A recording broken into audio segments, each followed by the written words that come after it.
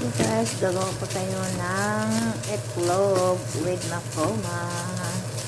Yan yung itlog, 4 na itlog.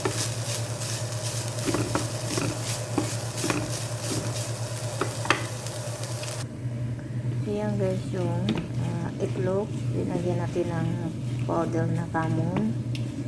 Saka asin. Yan lang.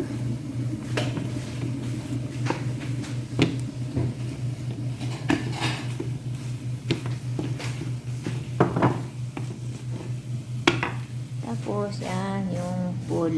Yan yung pool. Yan.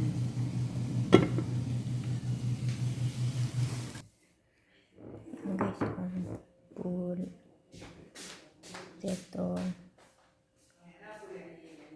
Yan yung tamis.